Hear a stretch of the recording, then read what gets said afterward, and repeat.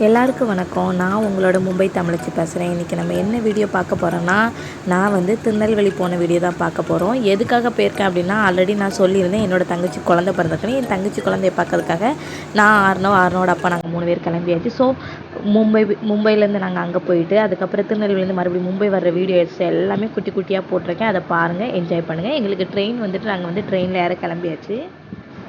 சடனாக குழந்த பிறந்துட்டு அப்படின்னு சொன்னதுனால நாங்கள் போயிருந்தோம். தங்கச்சிக்கு ஆப்ரேஷனுங்கிறதுனால ஸோ கொஞ்சம் நம்ம சீக்கிரமாக போனால் ஹெல்ப்பாக இருக்கும் அப்படின்னு சொல்லிட்டு போனோம். ஸோ நாங்கள் எல்லோரும் கிளம்பியாச்சு. ஆறுனோவுக்கு அன்றைக்கி நைட்டு வந்து சாப்பாடு, ஏன்னா வந்து நான் வீட்டில் ஒயிட் ரைஸ் வச்சுருந்தேன். ஸோ வீட்டில் இருந்தால் முக்கால்வாசி சாப்பாடு எடுத்துகிட்டு போவோம். ஆனால் ஆறுனோ ட்ரெயினில் இருக்க எல்லா சாப்பாடையும் கேட்பான். ஸோ ஒவ்வொன்றா வாங்கி கொடுக்க தான் நமக்கு வேலையாக இருக்கும். ஆனால் நான் வந்து அன்றைக்கி வந்து பருப்பு குழம்பு வச்சு கொஞ்சம் சாதம் வச்சு முட்டையும் வச்சுருந்தேன். ஸோ சாப்பிட்டுட்டே கிளம்பியாச்சு. அடுத்து படுக்க மூச்சில் வந்து நானும் ஆறுனவும் வந்து கொஞ்சம் சேட்டை பண்ணிகிட்டு இருந்தோம். ஸோ அந்த வீடியோ தான் இது. ஏன்னா எப்போவுமே வந்து ஆறுனவை வந்து கொஞ்சம் சேட்டை பண்ணுவோம் படுக்க மூச்சில். ஏன்னா ரொம்ப நேரம் ஆக்கிடுவோம். மினிமம் ட்ரெயினில் வந்து 12 மணி ஆயிரும். நிறைய பேர் திட்டக்கூட செய்வாங்க, என்னடா இந்த அம்மாவும் பையனும் இப்படி லூட்டி அடிக்காங்களே அப்படின்னு நினைப்பாங்க. ஏன்னா ஆறுனவை வந்து தூங்க மாட்டான். ஸோ லைட்டு வந்து ரொம்ப நேரம் பேசிகிட்டே நாங்கள் வந்து ஜாலியாக என்ஜாய் பண்ணிட்டு தான் படுப்போம். நாங்கள் வந்து மேலே தான் படுத்துருந்தோம், ஆனால் கொஞ்சம் நேரத்துக்குள்ளே கீழே போயிட்டோம். ஸோ இது 2வது நாள் வந்து ட்ரெயினில். ஏன்னா 2 நாள் நமக்கு ட்ரெயின் ட்ராவலுங்கிறதுனால நம்ம வந்து கொஞ்சம் கஷ்டமாக தான் இருக்கும்.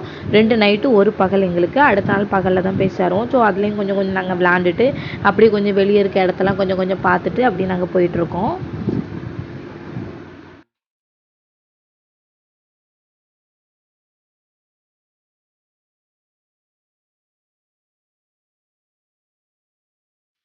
இது வந்து நாங்கள் ஊருக்கு போயாச்சு.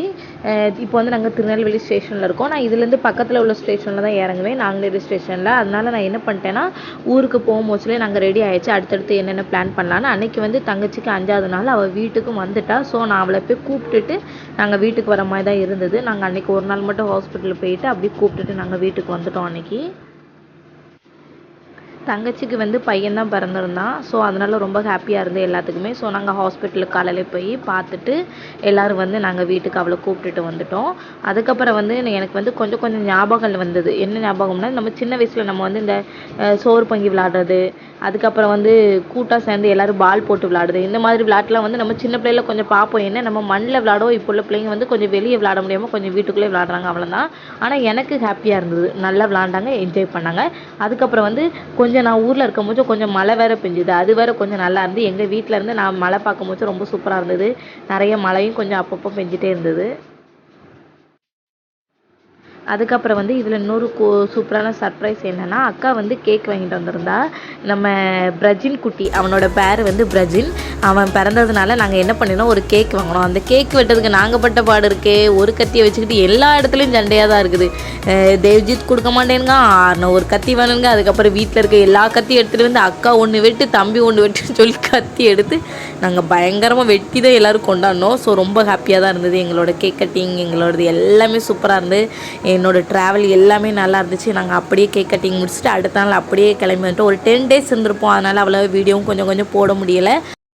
எப்போவுமே பெண்களுக்கு வந்து அம்மா வீட்டில் இருக்கிறது ஒரு ஸ்பெஷல் மூமெண்ட்டாக தான் இருக்கும். அந்த மூமெண்ட் எல்லாமே அனுபவிச்சுட்டு நாங்கள் வந்து அப்படியே மும்பைக்கு கிளம்பிட்டோம். எங்களோட ட்ராவல் வந்து இதோட முடியுது. இதுலேயுமே 2 days ட்ராவல். இதில் வந்து எப்படின்னா 2 பகல் 1 நைட்டாக இருக்கும். அடுத்த நாள் நைட்டு வந்து நாங்கள் மும்பைக்கு வந்துடுவோம். ஸோ எங்களோட ட்ராவல் அப்படியே வருது. நாங்கள் வள்ளியூரில் ட்ரெயின் ஏறினோம். அதுக்கப்புறம் வந்து ஆர்னவ் வந்து என்னென்னா சாப்பிடவே இல்லை. முக்கால்வாசியாக அந்த சிக்கன் பீஸ்க்காக ட்ரெயினில் வாங்கி மட்டும் இந்த சிக்கன் பீஸ்க்காக சாப்பிட்ருக்கான். ஸோ அது சாப்பிட்டதான் இந்த ராஜ்கிரண் எப்படி சாப்பிடுவார் அதே மாதிரி எக்ஸ்ப்ரெஷனில் அந்த சிக்கனை சாப்பிட்டுட்டு இந்த பையன் வந்திருக்கான்.